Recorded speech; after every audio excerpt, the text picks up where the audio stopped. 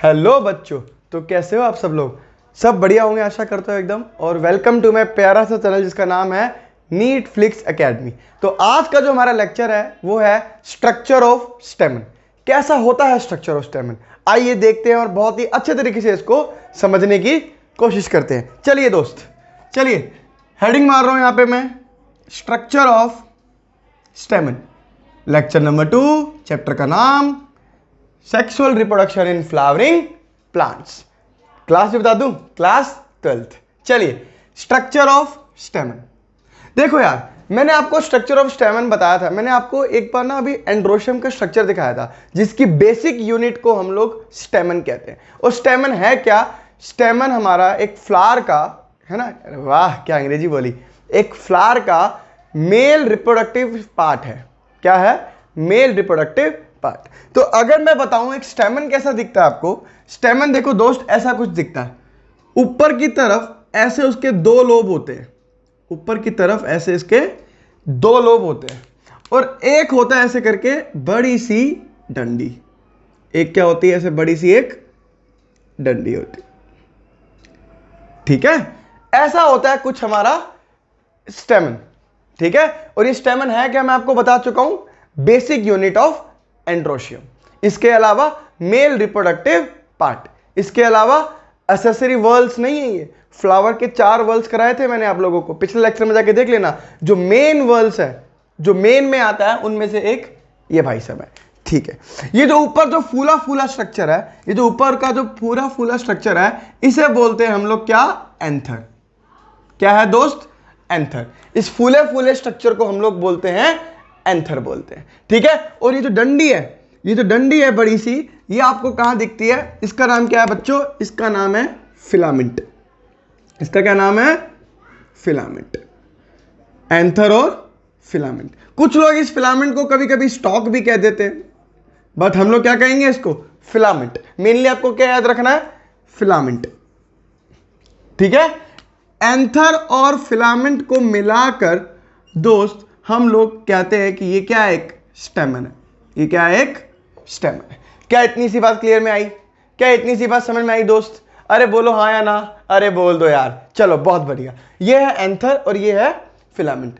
अब एक एनसीईआरटी एक लाइन कहती है, एनसीईआरटी एक लाइन कहती है।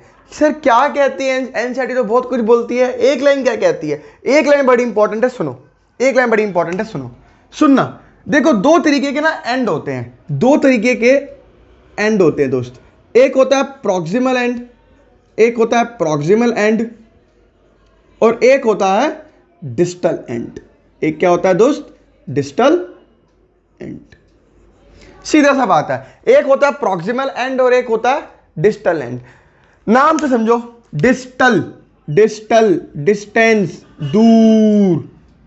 अरे नहीं आई बात समझ में? डिस्टल यानी डिस्टेंस यानी दूर, प्रॉक्सिमल यानी पास। अरे नहीं आई बात समझ में? डिस्टल यानी दूर और प्रॉक्सिमल यानी पास। अच्छा, हम किसी चीज को कब कहेंगे कि वो दूर है या पास है ना? जैसे मान लो मैं हूं, अगर मेरे से कोई चीज दूर है तो मैं से क्या बोलूंगा? ये मेरे डिस्टल एंड पे है। और मेरे से कोई चीज पास है, मैं क्या बोलूंगा? मेरे प्रॉक्सिमल एंड पे है। समझो, ये अभी मैंने इसको यहां रखा हुआ है, ये प्रॉक्सिमल एंड है मेरे लिए, है ना। और अगर मैं इसको दूर ले जाऊं, यहां कर दूं, यह मेरे लिए क्या है? डिस्टल एंड है। सीधी सी बात है, ये प्रॉक्सिमल एंड डिस्टल एंड मैं बोल रहा हूं, ये मैं अपने बिहाफ पे बोल रहा हूं ना, कि मेरे अकॉर्डिंग ये मुझसे पास है तो प्रॉक्सिमल एंड, और मेरे अकॉर्डिंग ये मुझसे दूर है तो डिस्टल एंड। सेम चीज प्रॉक्सिमल एंड और डिस्टल एंड, ये जब भी आप बताओगे किसी ना किसी के रेफरेंस पे बताओगे, किसी ना किसी के क्या बताओगे? रेफरेंस पे बताओगे, है ना।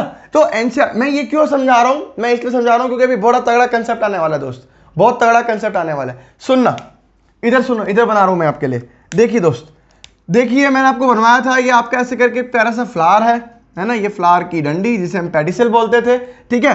अच्छा, इसके अलावा देखो, इसके अलावा मैंने आपको याद है ऐसे बनवाया था, ऐसे ऐसे, ये ऐसे करके मैंने आपको बनवाया था एंड्रोशियम। अरे बोलो यार, है ना। एंड्रोशियम बोलूं या मैं बोलूं किसी एक की बात करूंगा तो वो क्या है?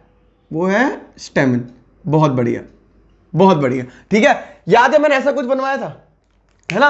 और अब आप लोगों को ये भी मालूम है कि ये आपका क्या है? ये आपका एंथर है, ये आपका एंथर है और इसके नीचे वाला ये पूरा का पूरा क्या है, फिलामेंट है ना।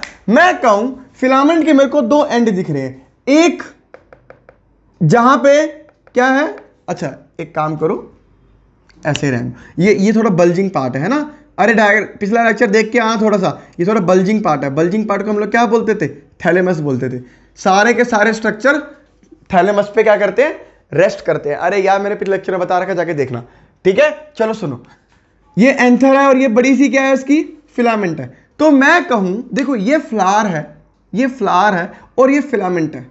मैं बोलूं कि फ्लावर के, इस फ्लावर के फिलामेंट का कौन सा एंड नजदीक है, ये वाला एंड नजदीक है फ्लावर के, और ये फ्लावर से दूर एंड है। अरे बोलो यार, अरे बोलो, सीधी सी बात है, ये फ्लावर के पास है और ये एंड फ्लावर के दूर है। तो फिलामेंट का कौन सा एंड प्रॉक्सिमल हुआ, बहुत बढ़िया। स्टेमन का जो कौन सा एंड, स्टेमन का कौन सा एंड प्रॉक्सिमल हुआ, ये वाला, ये एंड हो गया आपका प्रॉक्सिमल एंड, प्रॉक्सिमल एंड, और ये हो गया आपका डिस्टल एंड। चलो यार इतनी सी बात तो समझ में आई होगी आपको, कंसेप्चुअल बात है यार। प्रॉक्सिमल और डिस्टल की बात कर रहा हूं, तो प्रॉक्सिमल डिस्टल में कब बोलूंगा कि कौन फ्लावर के पास है ना। तो इसका फिलामेंट का ये हिस्सा प्रॉक्सिमल एंड हो गया, क्योंकि ये फ्लावर के पास है और ये दूर है। सीधी सी बात है, ये जो प्रॉक्सिमल एंड है किससे अटैच है, देखो बच्चों, थैलेमस से, क्योंकि जितना भी स्ट्रक्चर होंगे फ्लावर के अंदर वो किससे अटैच होते हैं, मेनली थैलेमस से। तो एनसीईआरटी की लाइन है कि जो फिलामेंट का प्रॉक्सिमल एंड है, कि जो फिलामेंट का प्रॉक्सिमल एंड है वो किससे अटैच होता है, या तो थैलेमस से या तो कैलिक्स से। अरे कैलिक्स अब मत बोलना कैलिक्स क्या होता है यार, कैलिक्स जानना है आपको तो पिछले लेक्चर में जाइए, ठीक है। सुनिए, तो सीधी सी बात है कि द प्रॉक्सिमल एंड ऑफ किसका फिलामेंट इज अटैच्ड, 1,00,000 रुपए का सवाल है, टू दी थैलेमस और कैलिक्स। कंसेप्चुअल बात, और नीट का सवाल भी है, ये कंसेप्चुअल भी है। और देखो यार कंसेप्चुअल तो नीट में तो ऑफकोर्स ये बात है, आपसे पूछे गई है ना। तो सीधी सी बात है, जो प्रॉक्सिमल एंड है हमारा फिलामेंट का, अरे यार अब तो समझ में आ गया, प्रॉक्सिमल मतलब ये वाला एंड होगा। लोगों को ना प्रॉक्सिमल एंड ये लग जाता है, लेकिन ये बिल्कुल भी नहीं है। आंसर लगाते वो एंथर पे अटैच होता है, बिल्कुल गलत। प्रॉक्सिमल एंड क्या है, ये, ठीक है। चलिए बहुत बढ़िया, बहुत बढ़िया, बहुत बढ़िया। अब हमने फिलामेंट के बारे में बस इतना ही जानना है कि फिलामेंट एक डंडी सी होती है, जिसके डिस्टल एंड पे क्या होता है, एंथर होता है। जिसके डिस्टल एंड पे क्या होता है, एंथर होता है। और जो प्रॉक्सिमल एंड है उसका या तो थैलेमस से अटैच होगा या फिर कैलिक्स से अटैच होगा। इसके अलावा आपको कुछ भी याद नहीं रखना। कंसेप्चुअल बात समझ में आई होगी। चलिए आगे बढ़ते हैं, चलिए आगे करते हैं। अब देखते हैं एंथर के बारे में थोड़ा सा अब देखते हैं एंथर के बारे में। साहब एंथर बाइलोब्ड है। एंथर क्या है, बाइलोब्ड है। देखो बाइलोब्ड मतलब एंथर पे 2 लोब हैं। देखो एक लोब ये रहा, अरे बोलो, एक लोब ये रहा और एक लोब ये रहा। तो anther is bilobed, anther is bilobed. Anther क्या होता है हमारा दोस्त, बाइलोब्ड होता है। अरे बोलो बोलो बोलो मेरे साथ। देखो यार इस लेक्चर को देखने के बाद ऐसा कर लो अपने आप को कि दोबारा आपको याद करने की या पढ़ने की जरूरत ना पड़े, या अगर भूल रहे हो थोड़ी सी बातें तो भूलते हुए भी 5 मिनट में आपको सारी की सारी बातें याद आ जाए। मैं एक बार हल्का सा यहां पे आपको थोड़ा सा याद दिलाने के लिए एंथर का थोड़ा सा स्ट्रक्चर मैं आपको ऐसे बना के यहां पे दिखा रहा हूं, है ना। ये आपको पता है एंथर, और ये क्या आपका फिलामेंट, और ये पूरा का पूरा क्या है, स्टेमन है। चलिए मेरे ख्याल से आपको इतना तो समझ में आ गया होगा अब तक। चलो अगर मैं बोलूं एंथर के बारे में, तो एंथर इज बाइलोब्ड। क्यों देखो एक लोब ये रहा और एक लोब ये रहा, तो एंथर इज बाइलोब्ड।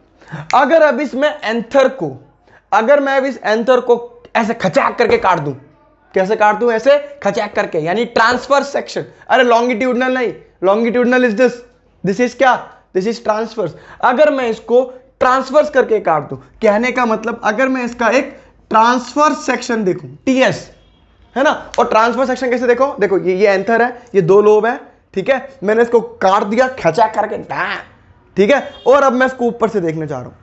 अब मैं इसको क्या कर रहा हूं, अब मैं इसको ऐसे करके, देखो दोस्त, अब मैं इसको ऐसे करके ऊपर से देखना जा रहा हूं। अरे नहीं आई बात समझ में, अरे आई कि नहीं आई, है ना। एंथर बाइलोब्ड है, एक लोब ये रहा, एक लोब ये रहा। मैंने इसको खचाक करके ट्रांसफर सेक्शन से काट दिया और काटने के बाद अब मैं इसको ऊपर से देखने जा रहा हूं। कहां से देखने जा रहा हूं? ऊपर से देखने जा रहा हूं। जैसे ही मैंने इसका ट्रांसफर सेक्शन किया और मैंने इसको ऊपर से देखा तो मुझे ये कुछ ऐसा सा दिखा, मुझे ये कुछ ऐसा सा प्यारा सा दिखा, एक बटरफ्लाई शेप का दिखा। कैसा दिखा? एक बटरफ्लाई शेप का दिखा, है ना। इसके मुझे क्या दिखा? बटरफ्लाई शेप का दिखा। इसके हर एक कॉर्नर पे, है ना, इसके हर एक कॉर्नर पे क्या था दोस्त? इसके हर एक कॉर्नर पे थीका प्रेजेंट थे। क्या प्रेजेंट थे? थीका। अरे ये थीका, ये क्या है दोस्त? थीका। इसके हर एक कॉर्नर पे थीका प्रेजेंट थे, तो इसे मैं क्या बोलता हूं दोस्त? थीका।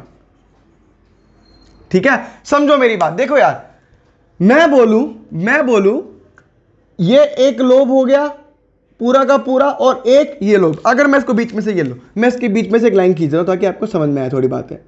मैंने इसके बीच में से एक लाइन खींच दी, ठीक है। मैं कहूं दोस्त एक लोब ये रहा 1 नंबर और एक दूसरा लोब ये रहा 2 नंबर, 1 और 2। सीधी सी बात है, अगर मैं इसको यहां से काट दूं तो एक लोब ये रहा, एक लोब ये रहा, है ना। मैं बोलूं हर एक लोब में कितने थीका? 2 थीका। हर एक लोब में कितने थीका? 2 थीका। देखो इस लोब में 2 थीका ये रहे, इस लोब में 2 थीका ये रहे। तो एंथर इज डाइथीकस या बाइथीकस, यानी एंथर में देखो सीधी सी बात है। अगर आप बोलो तुम्हारे दिमाग में क्या आना चाहिए कि सर एंथर तो में तो 4 थीका है, एंथर में तो 4 थीका है। लेकिन एनसीईआरटी एक लाइन कहती है, एनसीईआरटी ने एक लोब के हिसाब से बताती है। देखो एक लोब में कितने थीका है? 2। एक लोब में इधर भी कितने थीका है? 2। तो एंथर इज डाइथीकस या बाइथीकस। अरे नहीं आई बात समझ में? एंथर की बारी एक और बात समझ में आई कि एंथर क्या है?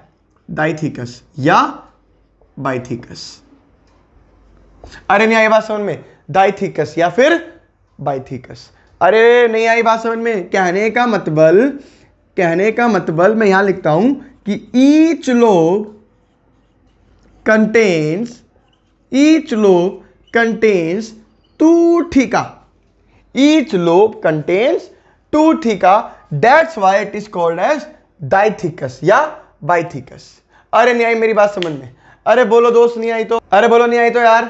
अरे आ गई होगी, मुझे मालूम है। तुम लोग समझदार हो यार। तुम लोग कहाँ मेरी तरह थोड़ी हो, थोड़े गधे से थोड़ी हो। तुम लोग तो यार समझदार इंसान हो, डॉक्टर बनने आए हो यहाँ पे, है ना। तो each lobe of anther contains 2 theca, that's why anther को हम लोग डाइथीकस या बाइथीकस कहते हैं। लोब की वजह से हम इसको डाइथीकस कह रहे हैं, नहीं तो ये इस पे 4 थीका होते हैं।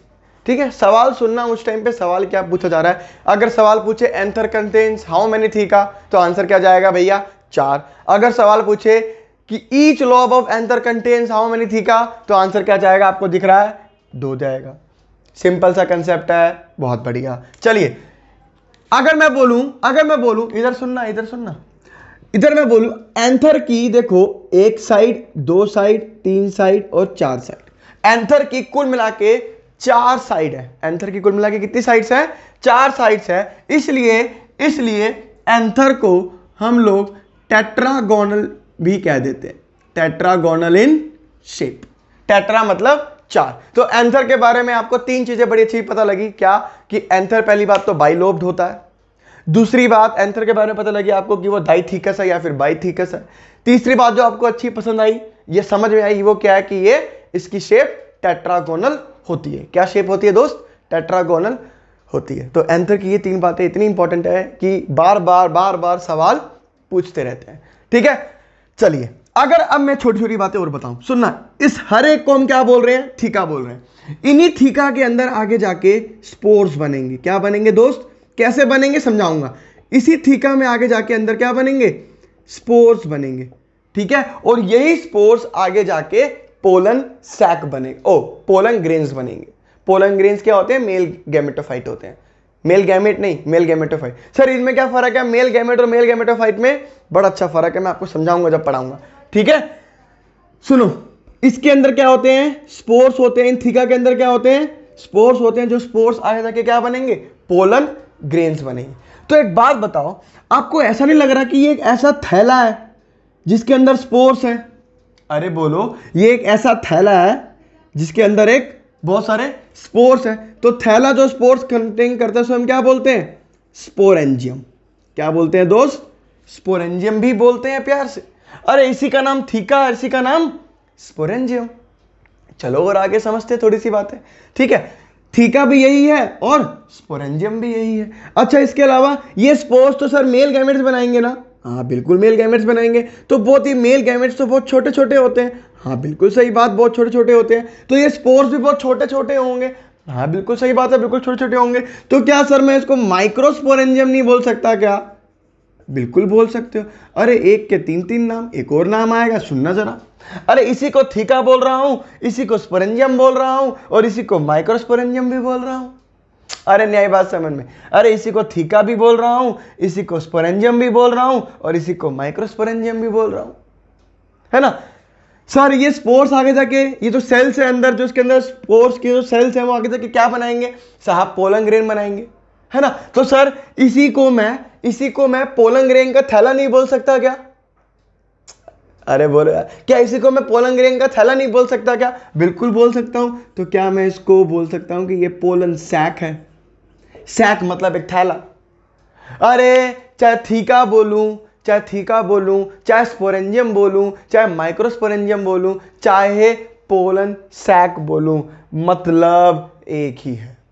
अरे नहीं आई बात समझ में?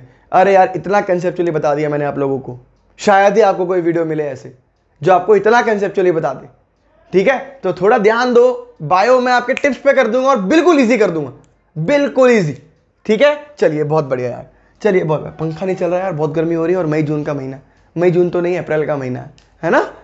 चलिए इतना समझ में आ गया? अरे इतना समझ में आ गया, चलिए आगे बढ़ते हैं। सर क्या है ना, एक्चुअली में ना साइंटिस्ट लोगों को ना चैन नहीं पड़ता, है ना? इतना जब उसने ट्रांसफर सेक्शन करके इसको देख लिया, है ना? अच्छा इसके अलावा एक और वर्ड आता है यार, मैं आपको बताना भूल गया। इसके अलावा ना एनसीईआरटी एक लाइन लिखती है, लाइन ऑफ डेहिसेंस।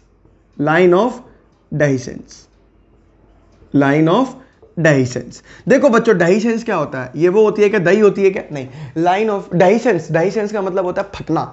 डेहिसेंस का मतलब क्या होता है दोस्त? फटना, ठीक है? वो फटना क्यों लिखा हुआ है यहाँ पे क्यों जरूरत पड़ रही है उस वर्ड की?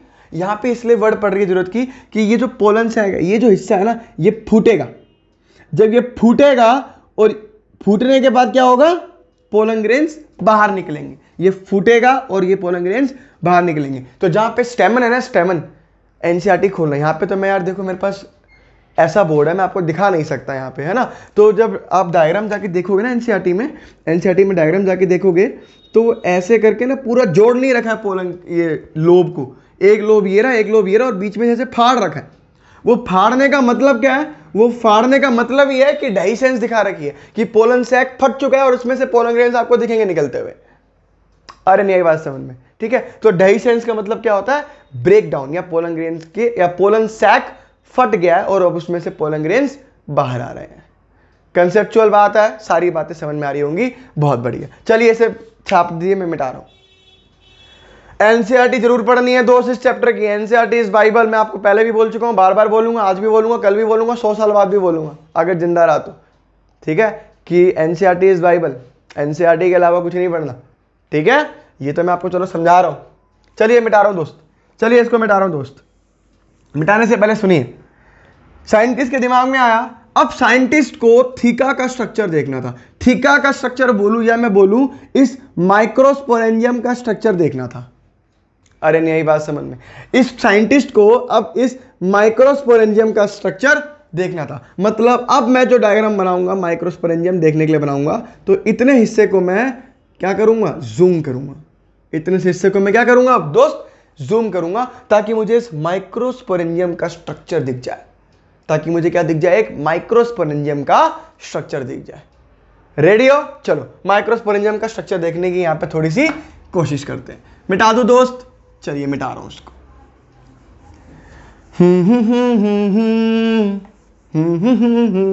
देखो माइक्रोस्पोरेंजियम का जब स्ट्रक्चर देखने चले ना, जब माइक्रोस्पोरेंजियम का स्ट्रक्चर देखने गए तो देखने पे हमें पता क्या पता लगा? देखने में ये पता लगा, सोचने वाली बात है, हमें क्या लगा था कि हम यहां से हल्का सा अंदर जाएंगे और हमें माइक्रोस्पोरेंजियम का स्ट्रक्चर दिख जाएगा, है कि नहीं? हम यहाँ से थोड़ा सा अंदर गए इस लाइन के और हमें माइक्रोस्पोरेंजियम का स्ट्रक्चर दिख जाएगा, लेकिन एक्चुअली में ऐसा नहीं था। एक्चुअली में 4 लेयर्स थी, 4 लेयर्स थी जो इस माइक्रोस्पोरेंजियम के स्ट्रक्चर को कवर करके बैठी थी। अरे नहीं आई बात समझ में? 4 लेयर्स थी जो इन माइक्रोस्पोरेंजियम के लेयर्स को, इस माइक्रोस्पोरेंजियम को कवर करके बैठी थी। जब हमने इसकी माइक्रोस्कोपिक स्टडी करी तब हमें यह दिखा। ठीक है, चलिए दिखाता हूं। जब मैंने इसको जूम किया तो मुझे कैसा स्ट्रक्चर दिखा? एक मुझे ऐसा स्ट्रक्चर दिखा। देखिए ऐसा तो दिखेगा, ये ऑफ कोर्स सी बात है, एक लेयर। ठीक है,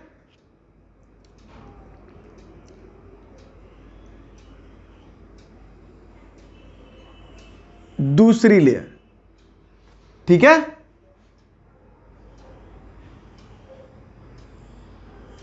तीसरी लेयर, ठीक है। और इनके यहां पे क्या था?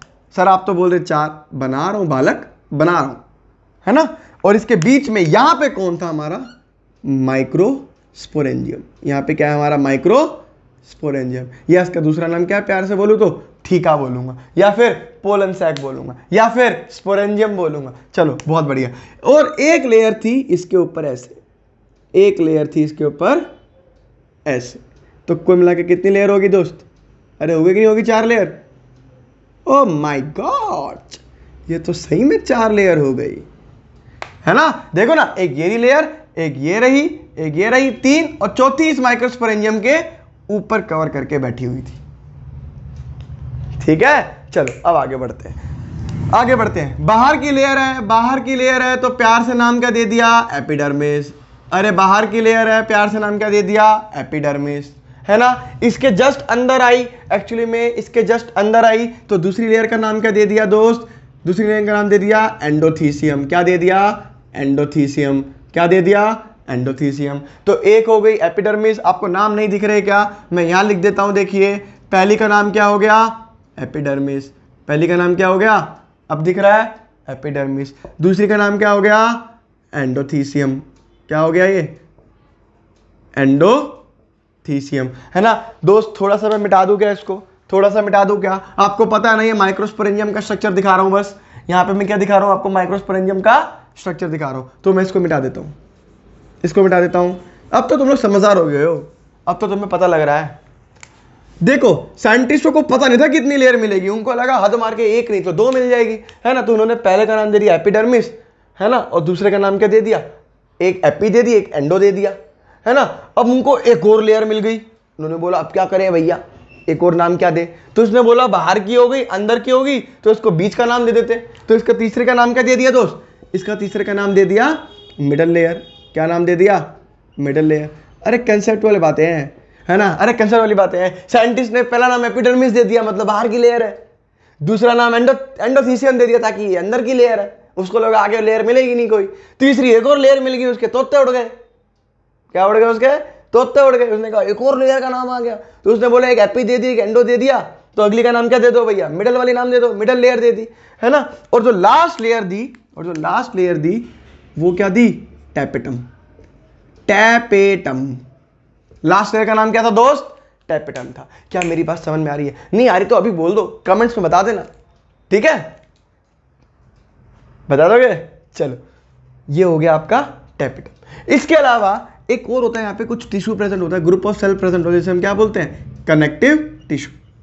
एक ग्रुप ऑफ सेल प्रेजेंट होता है जिसे हम क्या बोलते हैं? Connective tissue. अरे आई कि नहीं बात समझ में? बोल दो यार, बोल दो। मैं तुमसे जानना चाहता हूं कि ये क्या, मैं क्या पढ़ा रहा हूं, तुम्हें समझ में आ रहा है कि नहीं आ रहा, है ना। आई होप सो कि आ रहा होगा। चलो एपिडर्मिस, एंडोथीसियम, मिडल लेयर और टैपेटम, ठीक है। कौन सी ऐसी लेयर है जो डायरेक्ट माइक्रोस्पोरेंजियम को कवर कर रही है? कौन सी ऐसी लेयर है जो माइक्रोस्पोरेंजियम को डायरेक्ट कवर कर रही है? आंसर इज टैपेटम, ठीक है। चलिए बहुत बढ़िया। अच्छा एक बात बताओ, नॉर्मल सी बात है, अब तो ये खत्म होने वाला है मेरा वीडियो, ठीक है। सुनो मेरी बात। अब इन एपिडर्मिस, एंडोथीसियम, अरे ये टेंशन मतलब, ये तुम्हें वहां दिखा रखा है पूरा का पूरा आपके एनसीईआरटी में, ठीक है ना। टेंशन की बात मत लेना बिल्कुल भी। इधर देखो दोस्त, एपिडर्मिस सबसे आउटर मोस्ट लेयर क्या है? एपिडर्मिस सबसे आउटर मोस्ट लेयर क्या है? एपिडर्मिस। आउटर का काम क्या होगा दोस्त? प्रोटेक्शन करवाना। क्या काम होगा? प्रोटेक्शन करवाना। सीधी सी बात है। अगली बात बोलूं, अगली कौन सी दो लेयर हैं? Endothecium and middle layer. Endothecium and middle layer. दोस्त इन दोनों का काम क्या है? इन दोनों का काम क्या है? प्रोटेक्शन भी करवाते हैं, प्लस पोलन सैक को फोड़ने में मदद करते हैं, यानी कि हेल्प्स इन डाइसेंस। ऐसा नहीं है कि एपिडर्मिस डाइसेंस में हेल्प नहीं कराता। अगर एनसीईआरटी पढ़ोगे तो लिखते हैं वो कि सबसे जो बाहर की जो तीनों आउटर लेयर है वो हेल्प करती है प्रोटेक्शन में और डेहिसेंस में। और डेहिसेंस का आपको मतलब पता है, फूटना यानी फोड़ना, है ना? तो दोनों तीनों ही लेयर काम करती है डाइसेंस का। लेकिन अगर मैं बोलूं मेन कौन करती है डाइसेंस का, तो ये दोनों करती है। बाहर वाली सिर्फ प्रोटेक्शन करती है, लेकिन अकॉर्डिंग टू एनसीईआरटी तीनों लेयर प्रोटेक्शन और डाइसेंस का ही काम करती है। इतनी बात याद रहेगी। चलिए बहुत बढ़िया। तो कौन सी लेयर है? देखो यार, नीट में सवाल आ गया, अगर सवाल आ गया तो दोस्त आपको तीनों में ही टिक करना है ना, जिसमें तीनों लेयर होंगे। क्योंकि एनसीईआरटी बोलती है कि एपिडर्मिस, एंडोथीसियम, मिडल लेयर तीनों की तीनों हेल्प करती है प्रोटेक्शन में और डाइसेंस में, है ना? तो आंसर तो तीनों ही जाएंगे। लेकिन अगर आपको थोड़ा सा एक्स्ट्रा चाहिए तो मैं आपको बता दिया कि epidermis is for protection mainly, लेकिन बाकी दोनों जो है वो प्रोटेक्शन भी करेगी और डाइसेंस भी करेगी। और लास्ट जो होता है टैपेटम, लास्ट जो लेयर है वो कौन सी है? जो अंदर वाली है उसे क्या बोलते हैं? टैपेटम। सोचो, ये टैपेटम जस्ट इस माइक्रोस्पोरेंजियम के या इस पोलन सैक, है ना, या इस स्पोरेंजियम के जस्ट आउटर साइड है ना? तो मैं बोलूं दोस्त कि अगर इसको नरिशमेंट चाहिए, अगर इस माइक्रोस्पोरेंजियम को नरिशमेंट चाहिए तो कौन देगा? अरे नरिशमेंट तो चाहिए होगा जिंदा रहने के लिए। तो अगर इसको नरिशमेंट चाहिए तो नरिशमेंट कौन प्रोवाइड करेगा इसको? ये टैपेटम। कौन सी लेयर? अरे कौन सी लेयर इस माइक्रोस्पोरेंजियम को प्रोटेक्शन का देती है? अरे कौन सी लेयर इस माइक्रोस्पोरेंजियम को प्रोटेक्शन देती है? Answer is tapetum. अरे यार बोलो यार, याद रहेगा। अरे बोल दो भाई, याद रहेगा। ठीक है, चलिए बहुत बढ़िया। बाहर की तीनों लेयर प्रोटेक्शन प्लस डाइसेंस। चलो मैं ऐसे कर देता हूं, प्रोटेक्शन प्लस डाइसेंस, तो आपको याद रहेगा। बाहर की तीनों लेयर ऐसा काम करती है। अंदर वाली टैपेटम क्या करती है? प्रोवाइड्स नरिशमेंट किसको? इसको भी सबको नरिशमेंट प्रोवाइड करवाती है टैपेटम, है ना? अगर ये टैपेटम नरिशमेंट प्रोवाइड करवा रही है तो इस लेयर में यहां पे बना रहा हूं, इस लेयर में एक्चुअली में जो साइटोप्लाज्म होता है वो बहुत ज्यादा डेंस होता है। तो डेंस साइटोप्लाज्म, ठीक है, क्या होता है? डेंस साइटोप्लाज्म होता है इसके अंदर। डेंस समझते हो? गाढ़ा साइटोप्लाज्म होता है। इस वजह से ये नरिशमेंट प्रोवाइड करवा सकती है। एक और लाइन बोलते हैं कि एक तो इस पर डेंस साइटोप्लाज्म है, और एक और बात बोलते हैं कि more than one nuclei is present. मतलब अगर मान लो ये एनसीईआरटी देखो डायग्राम में, है ना, ये टैपेटम की लेयर है, ये टैपेटम की एक लेयर है। अगर मैं इसकी माइक्रोस्कोपिक देखूं, है ना, तो इसमें एक से ज्यादा, ये 3 न्यूक्लियस, किसी में 2, किसी में 4, किसी में 3, किसी में 2, 3, किसी में 2, ऐसे, है ना? तो एक से ज्यादा न्यूक्लियस प्रेजेंट होंगे टैपेटम की लेयर में, और साइटोप्लाज्म भी क्या होगा? गाढ़ा होगा। इस वजह से रिस्पॉन्सिबल है क्या? इस वजह से रिस्पॉन्सिबल है कि ये क्या करवा देती है दोस्त? नरिशमेंट प्रोवाइड करवाती है। क्या प्रोवाइड करवाती है? नरिशमेंट। आंसर क्वेश्चन आता है क्योंकि टैपेटम ही ऐसी क्या करती है जो नरिशमेंट दे दे उसको, है ना? तो टैपेटम के पास क्या है? डेंस साइटोप्लाज्म है और मोर देन 1 न्यूक्लियाई प्रेजेंट है। डेंस साइटोप्लाज्म और मोर देन 1 न्यूक्लियाई। चलिए 2 मिनट में लेक्चर खत्म करो। ध्यान दे लो यहाँ पे, 2 मिनट में ध्यान दे लो, 2 मिनट ध्यान दे लो बस। सुनो, ये डायग्राम बोर्ड्स वालों, ये डायग्राम बनाने को आता है एग्जाम में, ये देख के मत बनाना। अच्छा सा डायग्राम दे रखा है एनसीईआरटी में, उसकी प्रैक्टिस करना, ठीक है? ये डायग्राम आता है बनाने के लिए। इवन ये डायग्राम भी जो इसके जस्ट बगल में ऐसे डायग्राम दे रखा होगा, वो भी बड़ा इजी डायग्राम है, वही समझाने जा रहा हूं यहाँ पे। वो भी बनाने को आता है, माइक्रोस्कोपिक वाला, ठीक है? उसके जस्ट जो नीचे वाला है उस पर देखना आप कि वो ऐसे करके फिर यहां जगह छोड़ रखी है, फिर ऐसे करके है। वो क्यों है ऐसा? वो डायग्राम इसलिए क्योंकि वो दिखा रहा है कि ये फटा हुआ डाइसेंट है, फटा हुआ और वहां से पोलन ग्रेन्स निकलेंगे बाहर। अरे नहीं आई बात समझ में? अरे बोलो, उसमें आपको दिखेगा पोलन ग्रेन्स, बीच में तो सारे पोलन ग्रेन्स दिखेंगे और ऐसे यहाँ से पोलन सैक ऐसे करके फटा होगा ताकि वहां से पोलन ग्रेन्स निकल सके, जो थर्ड डायग्राम है एनसीईआरटी का। ठीक है, एक डायग्राम मैंने आपको समझा दिया, अगला डायग्राम आपको हल्की सी बात बताने जा रहा हूं, समझ के खत्म करेंगे इस लेक्चर को। ठीक है, सुनो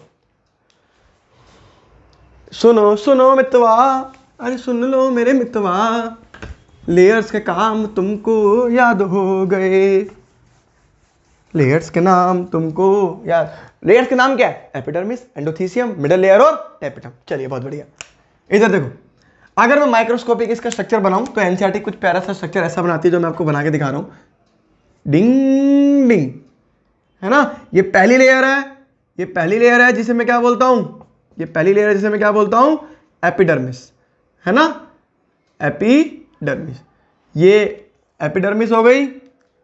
इसके अंदर वाली बोलो, अरे इसके अंदर वाली बोल दो बोल दो बोल दो, इसके अंदर वाली क्या हो गई?